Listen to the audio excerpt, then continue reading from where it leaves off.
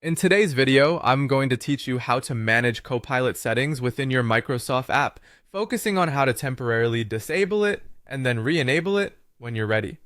This quick guide is perfect for those moments when you might need to streamline your workspace or take a break from this handy tool without making permanent changes.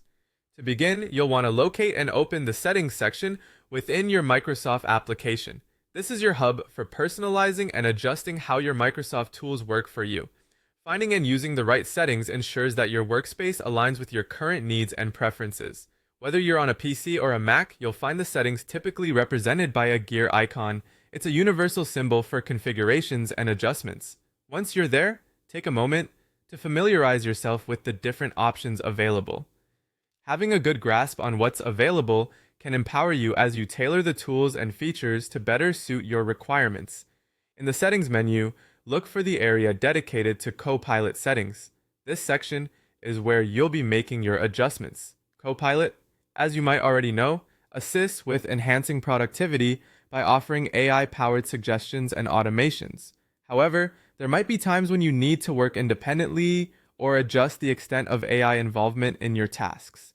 Within this Copilot settings section, you'll see an option that allows you to temporarily disable it, sometimes appearing as a toggle switch or a button labeled Disable Temporarily. Disabling Copilot isn't about getting rid of it entirely, it's simply a pause button when you want to focus or shift your workflow.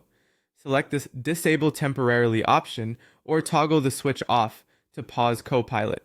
At this step, you may be prompted to confirm your choice with a pop-up message. Confirming reassures that you truly intend to make this change, preventing accidental selections. Pausing Copilot is meant to be a quick and easy affair to help you steer your workflow as needed. Once you're ready to bring Copilot back into action, the process of re-enabling it is just as simple.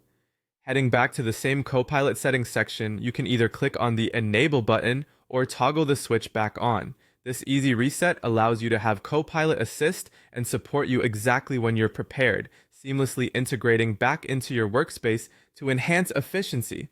Navigating these settings effectively maximizes your control over the tools you use daily, ensuring they always serve your immediate needs. By managing Copilot thoughtfully, you can make the most of your Microsoft applications tailored to your specific workflow and preferences.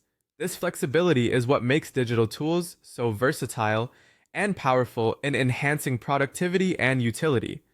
Feel free to revisit this guide